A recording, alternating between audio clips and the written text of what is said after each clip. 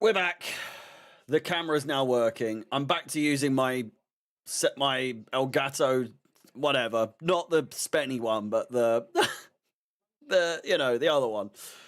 Chelsea 3, Crystal Palace 1, and they are currently discussing whether or not that should have been a penalty, and more specifically, should it have been a yellow card? If it's accidental, if it's not deliberate, how is he supposed to know what he's doing? And how could it possibly be a yellow card if he didn't know that he was doing it? Do you know what I mean? I get it. I understand. I can see where they're coming from. At the end of the day, it doesn't really matter, you know? So, I don't know. Either way, for us, it is absolutely neither here nor there. It's a fantastic result for Chelsea. It's a fantastic result for Liam Rosenior.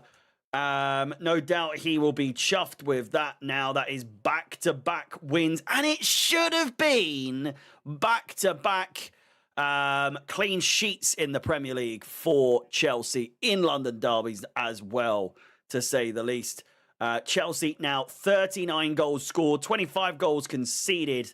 Our goal difference is better than that of Aston Villa, who sit above us by 9 points. But regardless, we are now a point clear of Liverpool in 4th place with as many games played. We have one more draw and they have one more loss, basically, but the same amount of wins.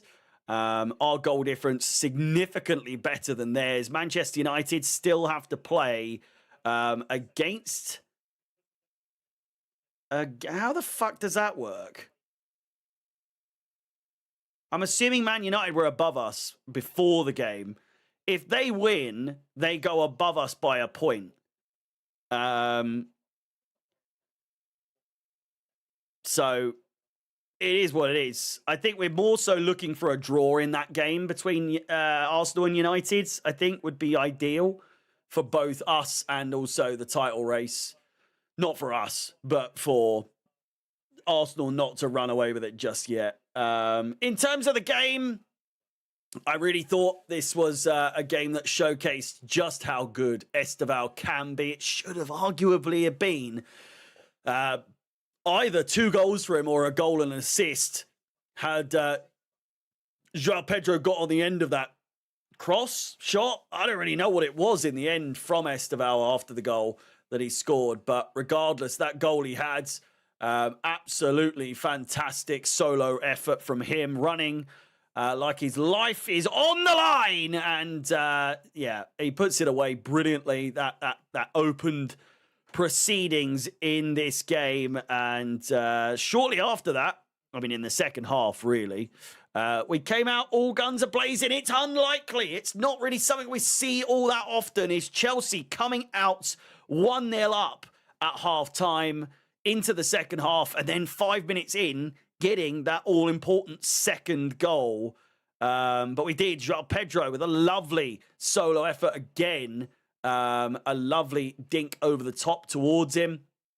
Cuts back, puts it in the back of the net. It's just a very, very good solo goal again. 2 solo goals in this game. And then it obviously came down to that all-important penalty kick from Enzo Fernandez to make it 3-0, all but confirming the win for Chelsea Football Club today. Again, loads of speculation as to whether or not it was a penalty, whether or not it was a yellow card. Again, as I said at the start of this stream, it doesn't really matter at the end of the day. We still got the win.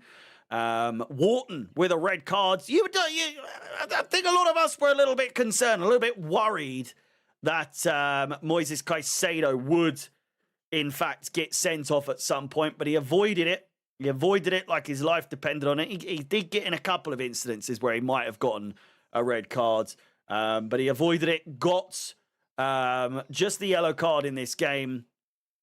And, yeah, overall, a good performance from everyone. Sanchez, unlucky, really unlucky to not get that clean sheet, especially with the goal line save that he had in the build-up to their goal. James, I think, good, but a little bit off the ball. That flick on from him from the long header that nearly ended up in an Ismail Assar goal. Wasn't entirely necessary, but, you know, it is what it is. Chalobah and Badiashile nearly costing us big time early on in the first half. Mateta didn't quite put it away. I have now rescinded. I have now taken back my Jean-Philippe Mateta prop. I do not want him at the club. That was a terrible, terrible performance from him, to say the least. Cucurella. It is what it is. Santos, Caicedo, a good middle two, with Enzo Fernandez doing well in that attacking 10 role. Joao Pedro, a good game from him, as we said. Esteval, Pedro Neto, probably the one that really stands out as a player that didn't really do what they were supposed to do, along with Badiashile. But I think a lot other than that sort of like mistake from him that nearly led to the goal from Mateta, I would argue that Badiashile didn't have the worst of games, and, you know, subjective, I suppose. Off the bench, we had Fofana, we had Gusto, we had Gittins, we had Yoro Hato and Liam Delap, all of which did absolutely buggity zip. Nothing.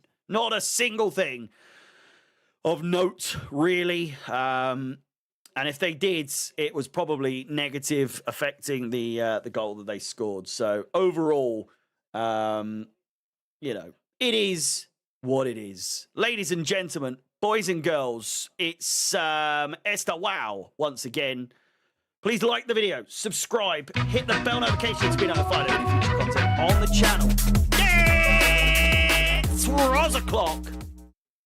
I'm going to go and record It's Pod O'Clock for you to watch or listen on YouTube, on this channel, or on Spotify. And again, the second channel is hopefully being launched in some capacity tomorrow, so keep an eye out for that. Chelsea with all 3 points. We're up to 4th. Again, Arsenal versus Manchester United up next, where we'll find out if we drop to 5th or if Arsenal run away with it even more so. Thank you very much for watching. Please like the video. I'll see you very, very soon.